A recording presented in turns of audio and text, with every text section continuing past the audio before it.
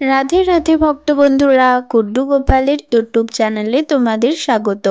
আজ তোমাদের দেখাবো কুড্ডু সোনার নাইট রুটিন, অর্থাৎ কিভাবে কুড্ডু সোনা ঘুমাতে যায়। তার আগে ওকে খাইয়ে নিই। দেখো বন্ধুরা, আজ ভোগে বিশেষ কিছু নেই, ডাল আর রুটি। এই মিষ্টি মিষ্টি ডালটা খেতে গোপাল সোনা কিন্তু খুব ভালোবাসে। দেখো ওর হাতে একটু রুটি দিয়ে দিলাম। গোপালের ভোজন দর্শন করতে করতে তোমরা নিজেদের মনস্কামনা কুড্ডু বাবুকে জানাতে কিন্তু একদম ভুলো না।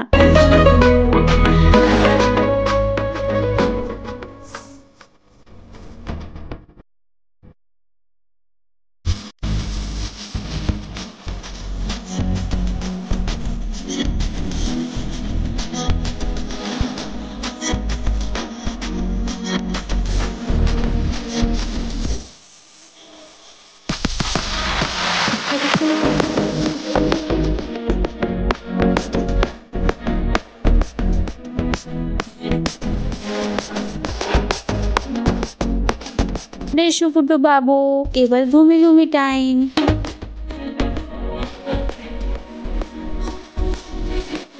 দেখো বন্ধুরা, সারাদিন সেজে গুজে আমাদের বাবু সোনা বসে থাকে, তাই ঘুমাতে যাওয়ার আগে ওকে একটু ফ্রেশ করে দিতে হবে।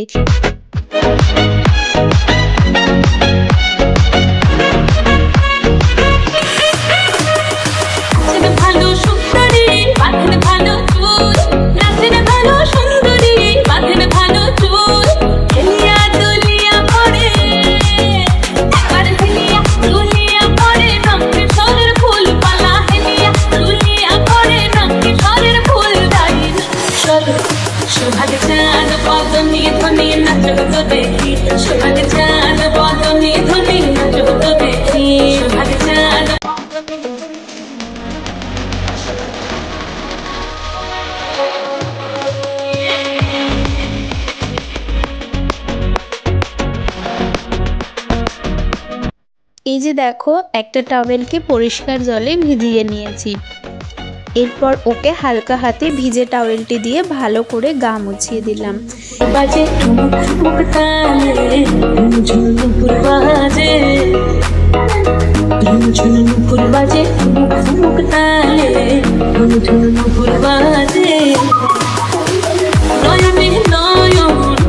এরপর যাতে ওর আরো একটু বেশি ফ্রেশ ফিল হয়, তাই ওকে একটু জনসন বেবি পাউডার লাগিয়ে দিচ্ছি। জানো বন্ধুরা, বেশি গরম পড়লে ওকে মাঝে মাঝে শয়ন দেওয়ার সময় পাউডার দিয়ে ভূতও বানিয়ে দিই।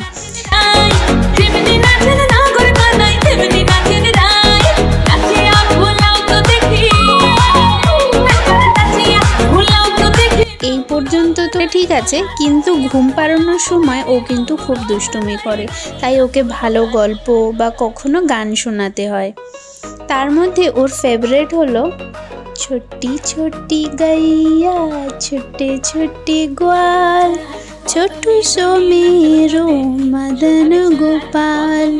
আর এই মদন গোপাল ওয়ার্ডটার জায়গায় ও আমাকে কুড্ডু গোপাল গাইতে বলে, তাই আমি এইভাবে গাই, ছোট্টি ছোট্টি গাইয়া ছোট্টে ছোট্টে গোয়াল ছোট্টু সো मेरो কুড্ডু গোপাল।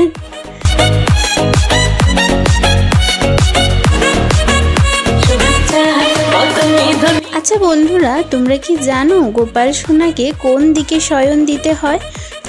না জানলে এখনই জেনে নাও। সর্বদা পূর্ব আর দক্ষিণ দিকে মাথা রেখেই শয়ন দেওয়া উচিত আমাদের গোপাল সোনাকে।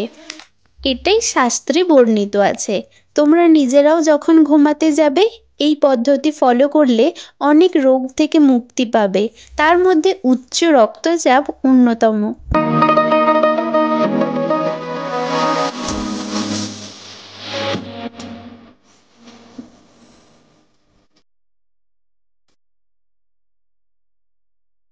বন্ধুরা, গোপাল সোনাকে শয়ন দেবার সময় অবশ্যই বাঁশিটা তার পাশে রেখে দেবে, কারণ বলা হয় গোপাল সোনার বাঁশির সাথে আমাদের শ্রীমতী রাধারানীর কিছু যোগসূত্র আছে। সেই গল্প পরে একদিন বলবো।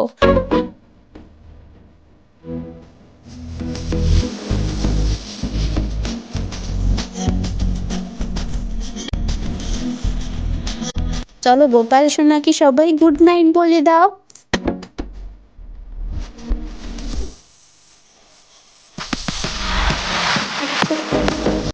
আর চ্যানেলটা চটপট সাবস্ক্রাইব করে নাও। দেখা হবে পরের ভিডিওতে গুড্ডু বাবুর সাথে। রাধে রাধে।